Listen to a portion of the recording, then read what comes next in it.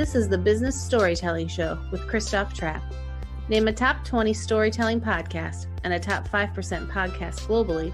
Christoph chats with thought leaders and experts to share tips and tricks that can help you tell your company's stories better to drive business results. Available wherever you listen to podcasts, live streamed on major social media channels, and part of the DB&A television network.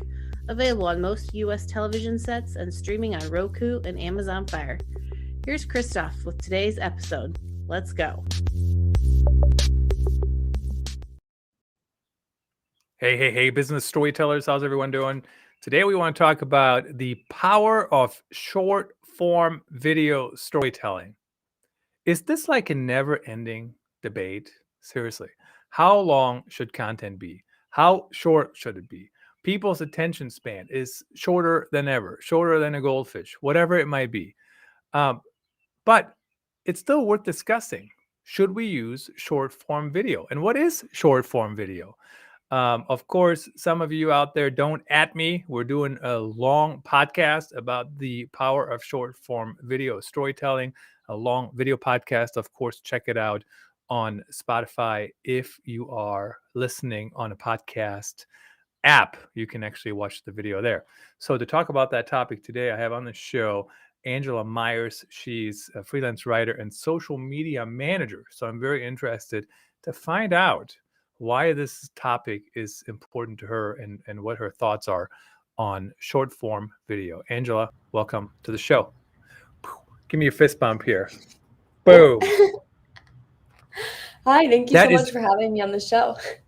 That is actually harder than it sounds, than it looks. Yeah.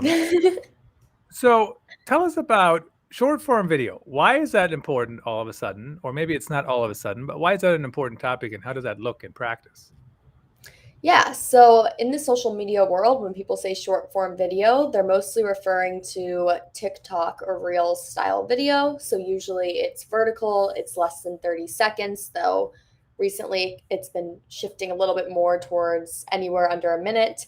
And the idea is really that you're taking a very small amount of information and sharing it. So I don't even think that there's a competition, in my opinion, between long form video and short form video because they serve very different purposes. Things like this are for people who maybe are already invested in your brands, like podcast, streaming, YouTube videos.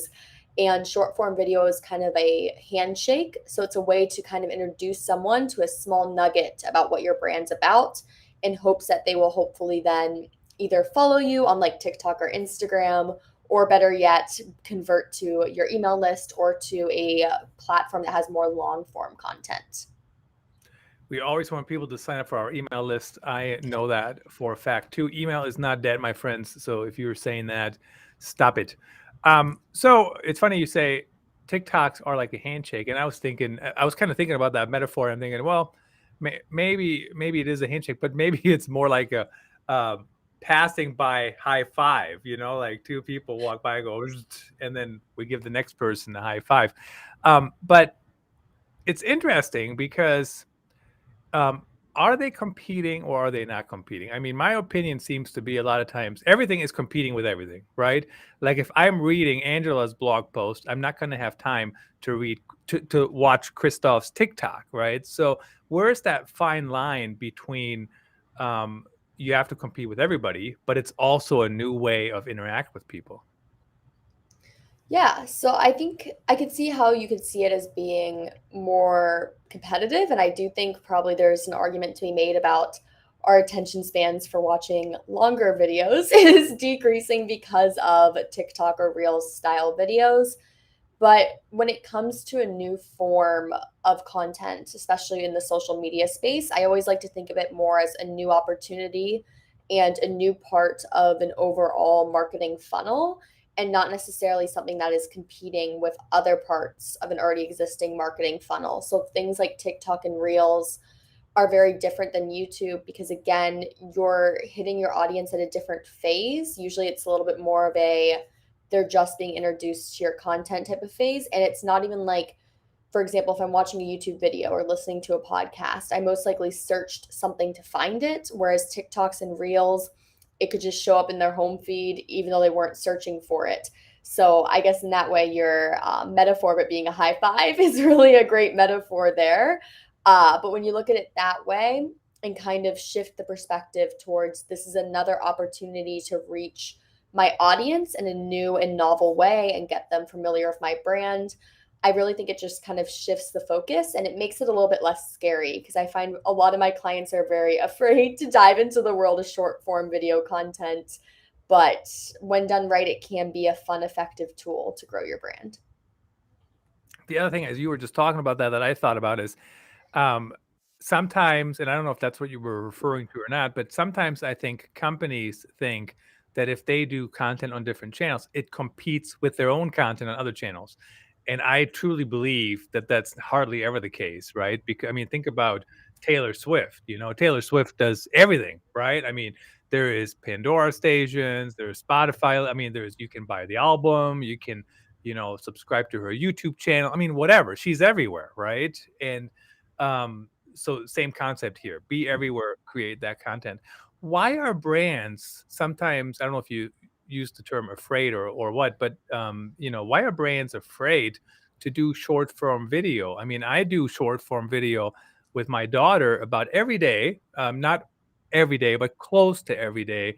And they're just kind of fun, right? But we always tie it back to podcasting, to live streaming. And we don't really dance usually. Like, there's been a couple that got close-ish, but it's not like we never do dance. There's no, my money don't jiggle jiggle, whatever folds. We don't do that. So, but why are brands so afraid of doing that, of jumping in? Yeah, I do think that there's probably a little bit of misconception around what short form video has to be, kind of what you just hit on. But I think even beyond that, sometimes one, whenever there's something new that we have to do that we're unfamiliar with, especially if we're putting ourselves in front of the camera, it can be scary. And some of, for example, my clients that I work with, they're not usually in front of the camera. Whereas with TikTok and Reels, you really want to be in front of the camera and making that connection with the audience. And I think obviously YouTube live streaming is like that too. And I think people still have a little bit of hesitancy around video content in general. But to go even further, I think TikTok and Reels can be even scarier because it does tend to be the short form video content tends to be a little bit more casual. So in a YouTube video, it is very common to just kind of sit down, talk to the camera. Maybe you have notes by you, and there's like graphics that come up on screen every once in a while and B-roll that comes up. Whereas a TikTok or other short form video, it's more just you talking to the camera. And people, when they watch this sort of content, they don't want something that's super polished. The best performing content is that which seems super authentic and vulnerable. And naturally, we're not going to enjoy putting ourselves out there and being authentic and vulnerable, even if that is what's going to drive that relatability factor and really build that brand trust on in this genre. What's interesting too, and I totally agree with you, and when you say you don't want it to be super polished, but what's interesting to me, a lot of the creators, they're not super polished, but they certainly use all the technology they have, available. I mean, I'll give you an example right now. I wouldn't say I'm super polished, but I got a light here, I got a light there, I got a backlit over here. You know what I'm saying? So I'm certainly using all the tools at my disposal to maybe not look polished, but to still look as good as possible to come across in the way I want to come across. Now, I do want to mention, Angela, you said that very nicely. On YouTube, sometimes companies just sit down and they talk at the camera. And honestly, people need to stop doing that too, because talking head videos, other than us having a fun conversation, it's just boring, usually. Not always, but sometimes, many times. Now, when you focus on writing a lot, when we talk about short form videos, how important is writing, and how does writing look like when it comes to that kind of content asset? Yeah, so it's very similar, I would say, almost to copywriting in a lot of ways, because in copywriting, you're trying to get someone's attention really fast and convince them to take a certain action. And when I look at short form videos, it's a lot of times the same way. So it's kind of, you need to get someone's attention. You can't, sometimes, for example, in YouTube videos or live streams, you can have an intro, you can explain who you are. And on the short form content, you don't have as much time to do that. And usually saying, welcome back to my TikTok or welcome back to my Instagram, like, here's what we're going to talk about today, is not going to wow on those platforms. So you really have to pay attention to, how can I write something that's going to grab someone's attention? And a really good, quick, and easy rule of thumb with that is videos that use the word you in the first 3 seconds, short form videos, are more likely to resonate with users, because we're all in it at the end of the day for ourselves. So if you can relate it back to the audience right away, that's a really great strategy. And it's also one of the main principles of copywriting. So it really is a very targeted, short way to communicate your message. And in that sort of platform, even though I don't think everyone always realizes it, having really effective writing is super important. So the you is, I mean, that's like from my nonprofit world days, it's here's how you can help your community. Here's how you. And of course, some people can overdo that. So while you were talking about that, I'm thinking, I'm like, okay, so first of all, many of my short form video content is not, I'm not saying anything anyways, right? It's like a trending sound or something like that. But help me out here. So if I need to get the word you into a live stream or into a short form video clip, like what would I say? It's so good to see you. No, I mean that's not it. But you know what I'm saying? Like give me some examples of how I could achieve that.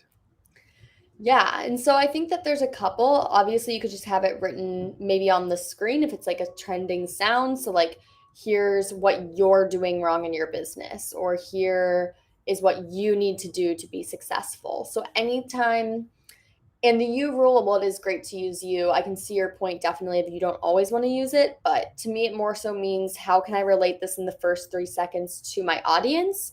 So instead of going on about why, for example, your live stream is fantastic and everyone should tune in, instead really get to the benefits of, like, you need to listen to this live stream because of X, Y, and Z. So even like, have you ever thought about starting your own podcast? Then you need to listen to X, Y, and Z, or something like that.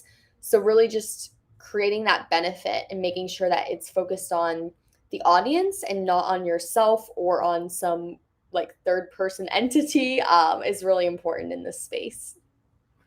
Some third person entity. That drives me crazy when brands talk about themselves in the Yeah. third person. I don't know why that's holding on. Honestly, it's been way too long that used to be acceptable. But whatever. I don't make the rules. So when we talk about short form video, is it mostly? I know we talked about TikTok, Instagram Reels. I've also had some success with YouTube Shorts. And basically, for my purposes, when I tested it, they really were just Instagram Reels and TikToks. I mean, really the same content, but a ton of views. I think there was a one time 5 videos or 6 or something, like 20,000 views altogether. So I thought that worked pretty well. Are those the majority of examples of short form video, or like does video blogging count into this, or like give me some examples if you can? Yeah. So I think that's kind of, especially within, I think especially within people who work in the digital marketing space, if they say short form videos, they're usually referring to those vertical videos, not necessarily like shorter video blogs that are like horizontal and maybe slightly longer. But I also think that these can be repurposed almost anywhere. So like I've seen Christoph, you post them on LinkedIn, and it's really effective to even repost them on LinkedIn. I personally, for my clients, will repost them on Pinterest, obviously TikTok and Instagram, and then also YouTube Shorts. I don't think you need to reinvent the wheel and necessarily have like a different video for each platform. Work smarter, not harder. But I also think if you're really overwhelmed and you're just getting into short form video content, it's okay to just focus on one platform where you feel really comfortable. And then once you've kind of mastered that platform or started to gain some traction, then you can start repurposing it on TikTok or on Pinterest, because even just repurposing it can take some time. Well, I mean, everything takes time, and I think that's sometimes what people forget about, especially executives. Oh, we should just do this and this and this, and that's fine. But there's always a time element involved, right? Because you have to download. I mean, even if I do an Instagram reel and I push it to TikTok, which I know you're not supposed to do, but at the end of the day, I got to make decisions. I still have to download it. Then I have to re-upload it. Then I have to copy and paste the text in there. So there's always some work involved for sure. Um, so we talk about the 16 by 9. I mean, have you seen? So I did see a job description, I thought, maybe a few months ago, and they were talking about they needed a video editor who specializes in turning horizontal videos into vertical videos, which seemed to me like now we're talking about real specialization. I mean, what is that problem that brands are facing when it comes to they have horizontal videos, but they need vertical ones? Yeah, I think honestly it's smart, especially if you're a brand that doesn't necessarily have the time or the budget to have someone on camera for short form. The one thing I always advise my clients on if they're going to do that is make sure then that your YouTube videos has a lot of space around you so that it's easy to crop vertically and that you in your entirety are still in the photo instead of maybe just half of your face is in the photo when it's in that 16 by 9 like frame. And then another thing when it comes to video editing for the short form video is that if you want to get around like the idea of free downloading reels onto TikTok and vice versa, there's an app I use for free called CapCut, and you can actually just edit it in there and then export it individually to each platform. So it doesn't have the like watermark or any sort of tracking from one platform to the other. And that also gives you more capabilities. For example, if you yourself want to take vertical video and turn it into a 16 by 9, or if you want to add more graphics or add different text than the platforms give you. So it's a really interesting way to approach it. And I think as short form video becomes a little bit more developed than it is right now, we're going to start seeing more roles like that open up where it's someone who's just editing for short form content. Unless I work for a really, really big company, I'm always very hesitant to put people into that tight of a box because, so, I mean, now what's next? Maybe it's, I don't know, 12 by 8 video, or you know what I mean, or something. And same skills apply, right? But really what you're looking for is a video editor. You're not looking for a horizontal to vertical video editor, but I get there what they're trying to do. Now, what's interesting to me, Angela, and of course, people always try to put everybody in boxes, right? Like, so I've had people say to me, well, he's a blog writer. I'm not a blog writer. And then sometimes the people who know me, I mean, I write plenty of blogs, but I'm not a blog writer. And then sometimes the people that know me from the show, they'll say he's a podcaster or he's a live streamer. So it always people always try to figure out like what box does the dude go into. Now you are listed as a freelance writer and social media manager, but yet we're talking about the power of short form video. Like you're not listed as video storytelling expert. So talk to me about that evolution or whatever you want to call it from writing to social media and then, video especially. Why is that all part of your repertoire? Yeah, so I actually think video came first. So I actually work as a content creator as well. So I create bookish content and partner with some of the publishing houses when new books come out to create TikToks and Instagram Reels. So that's kind of where I got my start, was actually working on my own social media account. And then I really liked it. And I had a degree in professional writing and rhetoric. My first job out of college was in writing.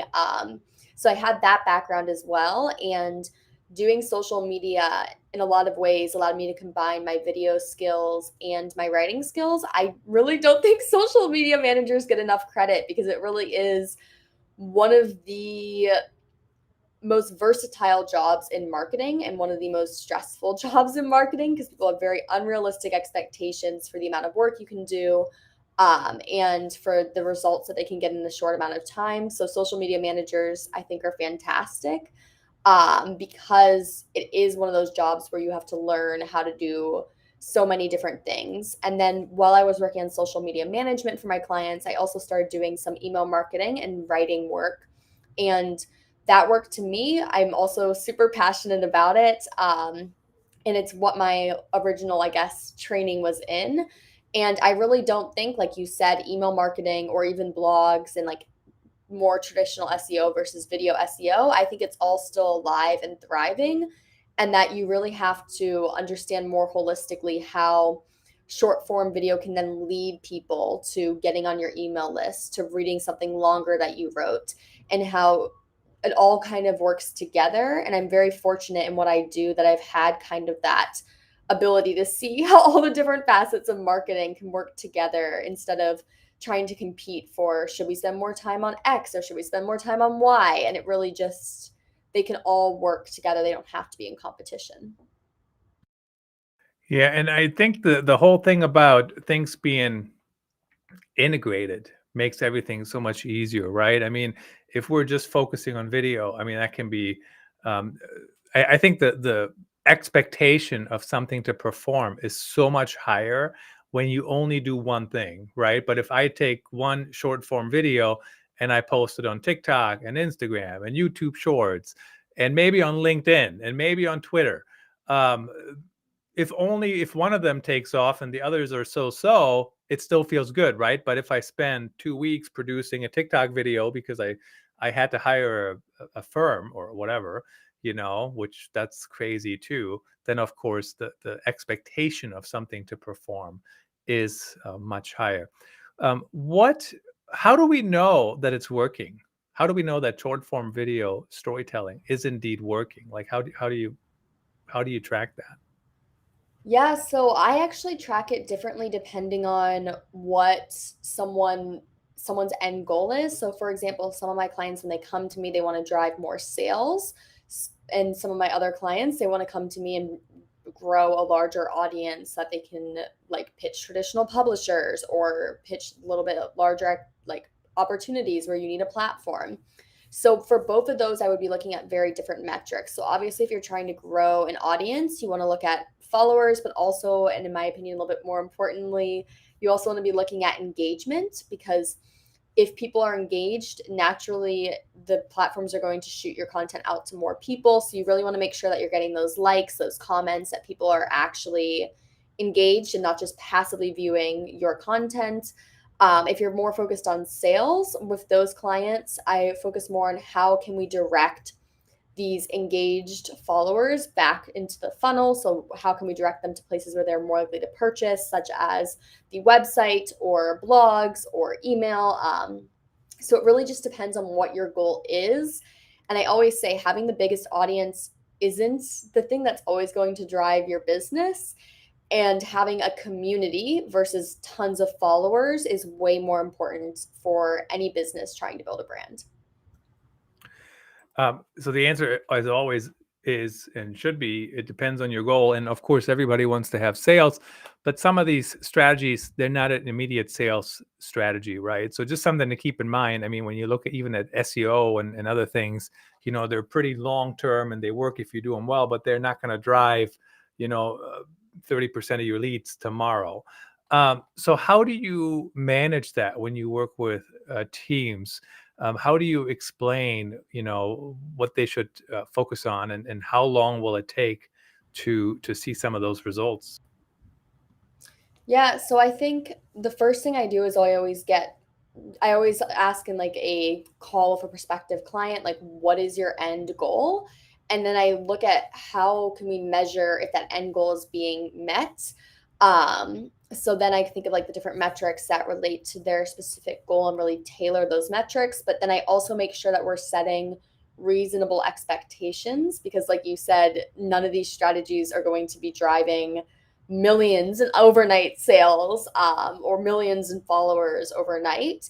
And that's a really unrealistic expectation to have, which is again why I focus more on the community building. Because even if you did have, so for example, my first TikTok account I ever created, the first video I ever posted got like 4 million views, but the account was not optimized for people to know what I was posting about. It wasn't really optimized to send people back to a website or an email list or anywhere. which was fine because it was just for fun to talk about books. But if you're a brand, that actually is not an ideal scenario for you, because you want to make sure that you have a system set in place so that users understand how they can kind of go through this user experience of getting to know your brand. And like you said, it's really important to keep in mind that they're not going to get to know your brand and be like seeing your content and then purchasing the next day. It's going to be a little bit more of a slow journey, and that's actually healthy because that's how you create more authentic community. Yeah, absolutely. And so in the last minute here or so, Angela, tell us, how do people reach you? How do they work with you? What would they, what's your specialty? Obviously video, and integrated content, but in your own words, tell us what would they reach out for, and how do they reach out? Yeah, so you can reach out on LinkedIn when it comes to my professional services. I also have a website, angelamyerscreative.com, and that's Myers. There's a couple of ways to spell Myers. Angela Myers Creative, one of our like superpowers, I guess, as a marketing agency, is really looking at how to meet business goals and marketing goals holistically. So we really focus on creating everything from a short form video content to long form video content or email marketing, and helping people develop that holistic strategy for their business. If you're interested in books and reading, you can find me at Angela Ann Reads on Instagram, Pinterest, or TikTok. Fantastic. Angela, thanks for joining us. Thanks for sharing your tips. Really appreciate it. Yeah, thanks for having me on the show.